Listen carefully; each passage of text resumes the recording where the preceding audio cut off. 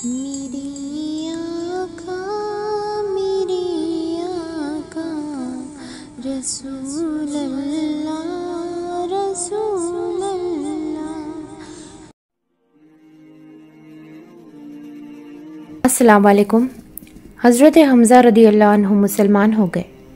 اعلان نبوت کے چھٹے سال حضرت حمزہ اور حضرت عمر رضی اللہ عنہ دو ایسی ہستیاں دامن اسلام میں آ گئی جن سے اسلام اور مسلمانوں کے جاہ و جلال اور ان کی عزت و اقبال کا پرچم بہت ہی سر بلند ہو گیا۔ حضور پاک صلی اللہ علیہ وسلم کے چچاؤں میں حضرت حمزہ رضی اللہ عنہ کو آپ صلی اللہ علیہ وسلم سے بڑی محبت تھی، اور وہ صرف 2-3 سال حضور پاک صلی اللہ علیہ وسلم سے عمر میں زیادہ تھے، اور چونکہ انہوں نے بھی حضرت سویبہ کا دودھ پیا تھا اس لیے حضور پاک صلی اللہ علیہ وسلم کے رضائی بھائی بھی تھے۔ حضرت حمزہ رضی اللہ عنہ بہت ہی طاقتور اور بہادر تھے اور شکار کے بہت ہی شوقین تھے۔ روزانہ صبح سویرے تیر کمان لے کر گھر سے نکل جاتے اور شام کو شکار سے واپس لوٹ کر حرم میں جاتے، خانہ کعبہ کا طواف کرتے اور قریش کے سرداروں کی مجلس میں کچھ دیر بیٹھا کرتے تھے۔ ایک دن حسب معمول شکار سے واپس لوٹے تو ابن جدعان کی لونڈی اور خود ان کی بہن حضرت بی بی صفیہ رضی اللہ عنہا نے ان کو بتایا کہ آج ابو جہل نے کس طرح رسول اللہ صلی اللہ علیہ وسلم کے ساتھ بے ادبی اور گستاخی کی ہے۔ یہ ماجرا سن کر غصے کے مارے حضرت حمزہ رضی اللہ عنہ کا خون کھولنے لگا۔ ایک دم تیر کمان لیے ہوئے مسجد حرم میں پہنچ گئے اور اپنی کمان سے ابو جہل کے سر پر زور سے مارا کہ اس کا سر پھٹ گیا، اور کہا کہ تو میرے بھتیجے کو اس طرح برا بلا کہا ہے، تجھے خبر نہیں کہ میں بھی اسی کے دین پر ہوں۔ یہ دیکھ کر قبیلہ بنی مخزوم کے کچھ لوگ ابو جہل کی مدد کے لیے کھڑے ہو گئے، تو ابو جہل نے یہ سوچ کر کہ کہیں بنو ہاشم سے جنگ نہ چھڑ جائے یہ کہا کہ اے بنی مخزوم، آپ لوگ حمزہ کو چھوڑ دیجئے، واقعی میں نے آج ان کے بھتیجے کو بہت برا بھلا کہا ہے۔ حضرت حمزہ رضی اللہ عنہ جب مسلمان ہو گئے تھے تو وہ اس کے بعد زور زور سے قرآن کی آیتوں کی تلاوت پڑھتے تھے۔ حضرت حمزہ رضی اللہ عنہ کے اسلام لانے کے بعد تیسرے دن حضرت عمر رضی اللہ عنہ بدولت اسلام سے مالا مال ہو گئے۔ ایک روایت میں یہ آیا ہے کہ آپ رضی اللہ عنہ ایک دن غصے میں ننگی تلوار لے کر اس ارادے سے چل دیے کہ آج میں اسلام کو پھیلانے والوں کا خاتمہ کر دوں گا۔ اتفاق سے راستے میں حضرت نعیم بن عبداللہ قریشی رضی اللہ عنہ سے ملاقات ہو گئی۔ یہ مسلمان ہو چکے تھے مگر حضرت عمر رضی اللہ عنہ کو ان کے اسلام کی خبر نہیں تھی۔ حضرت نعیم بن عبداللہ رضی اللہ عنہ نے پوچھا کہ کیوں اے عمر، اس دوپہر کی گرمی میں ننگی تلوار لے کر کہاں چلے؟ کہنے لگے کہ آج میں اسلام کا فیصلہ کرنے کے لیے گھر سے نکل پڑا ہوں۔ انہوں نے کہا کہ پہلے اپنے گھر کی خبر لو، تمہاری بہن فاطمہ بنت الخطاب اور تمہاری بہنوئی سید بن زید بھی تو مسلمان ہو گئے۔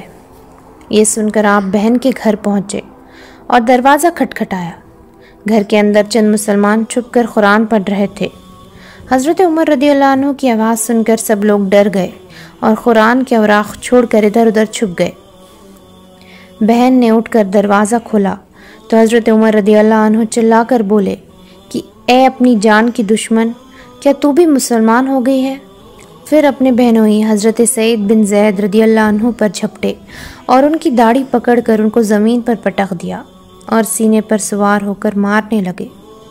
ان کی بہن حضرت فاطمہ رضی اللہ عنہ اپنے شوہر کو بچانے کے لیے دوڑ پڑی تو حضرت عمر رضی اللہ عنہ نے ان کو ایسا تماچا مارا کہ ان کے کانوں کے جھومر ٹوٹ گر پڑے اور ان کا چہرہ خون سے لہو لہان ہو گیا۔ بہن نے صاف صاف کہہ دیا کہ عمر سن لو، تم سے جو ہو سکے کر لو مگر اب اسلام دل سے نہیں نکل سکتا۔ حضرت عمر رضی اللہ عنہ نے بہن کا خون آلودہ چہرہ دیکھا اور ان کا عزم و استقامات سے بھرا ہوا یہ جملہ سنا تو ان پر رقت طاری ہو گئی اور ایک دم دل نرم پڑ گیا۔ تھوڑی دیر تک خاموش کھڑے رہے، پھر کہا کہ اچھا تم لوگ جو پڑھ رہے تھے مجھے بھی دکھاؤ۔ بہن نے قرآن کے اوراق کو سامنے رکھ دیا، اٹھا کر دیکھا تو اس آیات پر نظر پڑی، سبح للہ ما فی السماوات والارض وہو العزیز الحکیم۔ اس آیات کا ہر ایک ایک لفظ صداقت کی تاثیر کا تیر بن کر دل کی گہرائی میں اتر چلا گیا اور جسم کا ایک ایک بال کھڑا ہو گیا۔ جب اس آیت پر پہنچے کہ آمنوا باللہ و رسولہ تو بالکل ہی بے قابو ہو گئے اور بے اختیار پکار اٹھے کہ میں گواہی دیتا ہوں کہ اللہ ایک ہے اور حضور پاک صلی اللہ علیہ وسلم اللہ کے رسول ہے۔ یہ وہ وقت تھا کہ حضور اکرم صلی اللہ علیہ وسلم حضرت ارقم بن ابو ارقم رضی اللہ عنہ کے مقام میں مقیم تھے۔ حضرت عمر رضی اللہ عنہ بہن کے گھر سے نکلے اور سیدھے حضرت ارقم رضی اللہ عنہ کے مکان پر پہنچے تو دروازہ بند پایا۔ کنڈی بجائی، اندر کے لوگوں نے دروازے کی جھری سے جھانک کر دیکھا تو حضرت عمر رضی اللہ عنہ ننگی تلوار لیے کھڑے تھے۔ لوگ گھبرائے اور کسی میں دروازہ کھولنے کی ہمت نہیں ہوئی، مگر حضرت حمزہ رضی اللہ عنہ نے بلند آواز سے فرمایا کہ دروازہ کھول دو اور اندر آنے دو، اگر نیک نیتی کے ساتھ آیا ہے تو اس کا خیر مقدم کیا جائے گا، ورنہ اسی کی تلوار سے اسی کی گردن اڑا دی جائیں گی۔ حضرت عمر رضی اللہ عنہ نے جب اندر قدم رکھا تو حضور پاک صلی اللہ علیہ وسلم نے خود آگے بڑھ کر حضرت عمر رضی اللہ عنہ کا بازو پکڑا اور فرمایا کہ اے خطاب کے بیٹے، تو مسلمان ہو جا، آخر تو کب تک مجھ سے لڑتا رہے گا۔ حضرت عمر رضی اللہ عنہ نے آواز بلند کر کر کلمہ پڑھا۔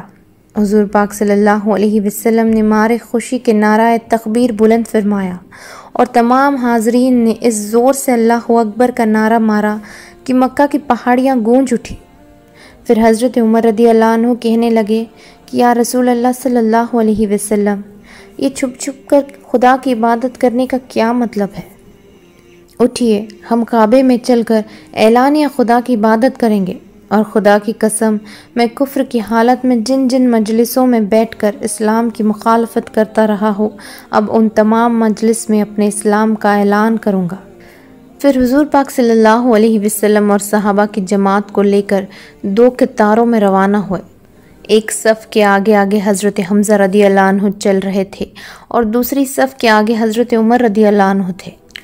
اس شان سے مسجد حرم میں داخل ہوئے اور نماز ادا کی، اور حضرت عمر رضی اللہ عنہ نے حرم کعبہ میں مشرکین کے سامنے اپنے اسلام کا اعلان کیا۔ یہ سنتے ہی ہر طرف سے کفار دوڑ پڑے اور حضرت عمر رضی اللہ عنہ کو مارنے لگے، اور حضرت عمر رضی اللہ عنہ بھی ان لوگوں سے لڑنے لگے۔ ایک ہنگامہ برپا ہو گیا۔ اتنے میں ابو جہل آ گیا۔